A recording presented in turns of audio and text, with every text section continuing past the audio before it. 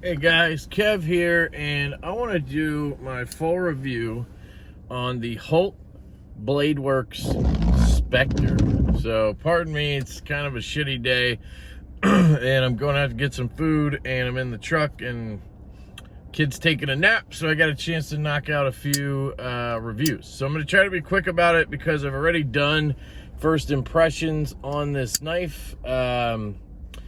Yeah, and I've had it for about a week. My buddy Brad lent it to me. He is on Instagram as Knives on the Secondary. I will link his Instagram below if you guys are trying to sell any knives. He is happy to post it in his stories, make a Instagram post on it, and he doesn't take a cut as far as I know. That's his thing. He likes to help people sell knives. Probably helps him get good deals too, right? So it works out. I've actually, I don't know if I've done any trades with him or had him post anything for me, but we talk a lot now, and he was trying to help me find an Arius, and he can find some high-end stuff. So anyway, Brad's a cool dude. Really appreciate him sending me a Holt Specter. That is this right here basically is a $1,400 knife, and he just shipped it out. And that was pretty much when we started talking. So I love the community. It's just great how we tend to do stuff like that. And yeah, so anyway, getting into the Holt Bladeworks Specter. So aesthetically, I think it's kind of ugly. It's a really fugly drop point in my opinion. I don't know what it is. It just looks kind of weird to me. And then the overall shape, I mean, the handle looks fine, I guess. When it's closed, I think it looks pretty good, actually. Nice and clean. The whole blade fits into the handle. It's flush. Like, it feels really good. The clip is nice. The milling is fantastic. This is I think a rarer milling pattern, because it has the kind of like flats right here with no milling, because they tend to do like a full milling pattern over the whole scale. So that's interesting. Flipper tab is very nice. But yeah, once it's open, it kind of just looks a little off to me. Not my favorite design, but it's fine, right? I think I just prefer the haptic the haptic shape. That design just overall with that warning just looks a little nicer to me. And that takes us into ergos. So this is very comfortable in my hand. It is more comfortable than the haptic. Very similar design. It's just bigger, right? You have basically a 3.5-inch blade here.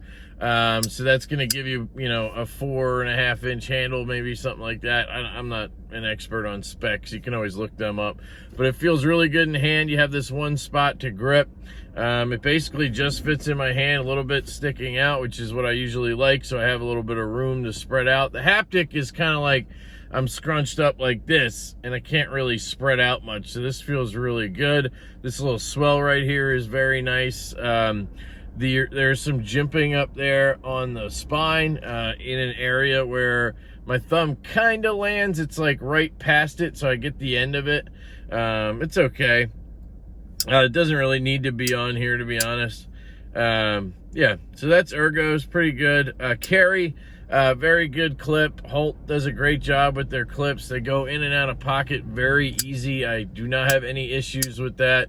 It's not a very heavy knife. It's not light either. I'd call it kind of in the middle there. It feels a little bit heavier than the haptic, and I believe that's because, is there milling in there? Yeah, it does look like they milled out pockets on both sides. Is it one big pocket? Yeah, one big pocket on the show side, and then a couple over here on the lock side. It feels good. It's a good weight. And it carries very well. Obviously, you want to carry this in your right pocket or your back left pocket, because there's a flipper tab, and after getting stabbed by my Trevor Burger, I'm just not risking putting right-handed knives in my left front pocket anymore, unless it has a reversible clip, right? So that's carry. Cutting, I can't really speak to. I did not cut with this because it's not my knife. It's a $1,400 knife. And he asked me not to really use it or disassemble it. So I did not do either of those things, even though I would have loved to have taken it apart, but the haptic is the same build, so I'm guessing it would have been very easy and similar. So yeah, I can't really speak to cutting. I've heard that it's a very good cutter, very good blade. This is M390 right there. And then the only other logo on here is the Holt Bladeworks lion, and that's it. So no billboarding. So yeah, it's kind of skip over cutting there. Carry action. I'll save action sounds.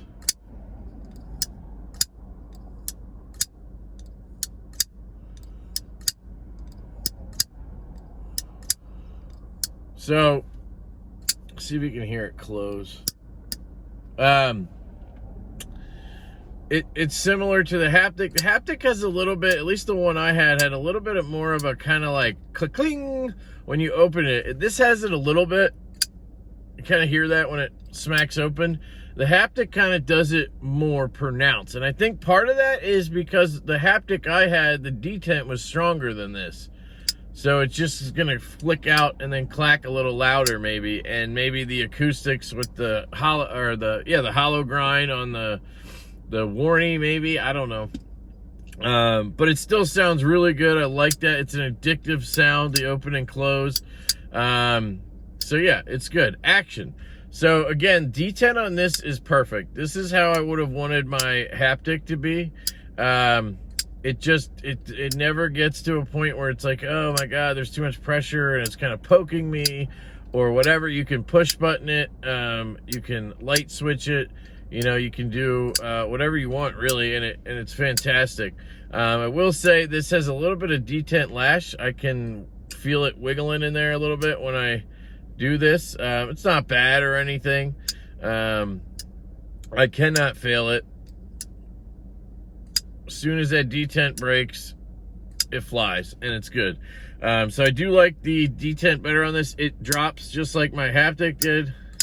Just lock bar gets out of the way, and boom, it drops. There's no detent ball snag or anything like that.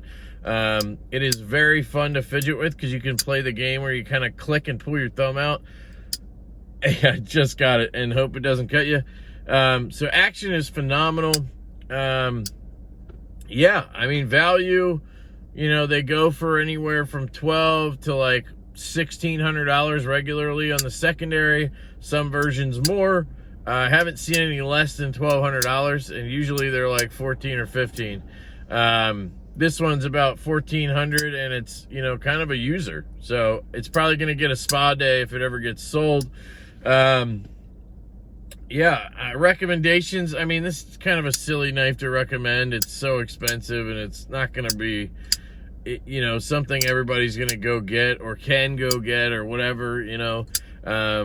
Yeah, people always kind of give me shit about buying these, like, expensive knives, but, you know, a lot of times the guy saying that has, like, every Civivi ever fucking made, and it's like, just sell half of those, and you could buy a Specter. So there, like, you can downsize your collection and narrow in on more premium ones. That's kind of what I've tried to do, like sell off the stuff I don't really carry that has some value, and then consolidate it into nicer knives, and doing it that way. Because we all started, not all of us, but, you know, I started with buying budget shit a lot too. I went through that phase pretty quick into the mid-tier $200, $300 range, and then kind of bumped up.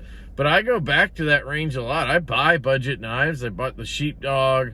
I bought that Kesmick. I buy stuff to try. They don't usually last very long.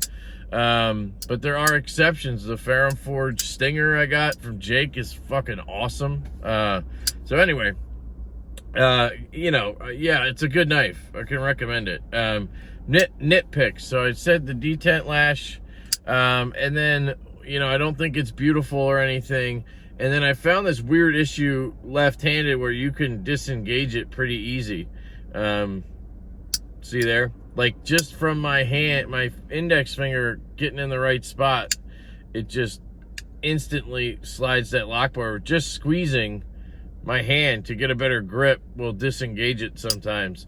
So I don't know if that's specific to this you know, specific one or the Specter in general. I never had that issue with the haptic. Granted, I never tested that, but I figured it out on this. I feel like I played with that haptic a lot, both right and left-handed, and I would have figured it out. So I think they designed the lock bar a little differently, so that cannot happen that easily. But yeah, the Holt Bladeworks Specter is a cool design. I really like it.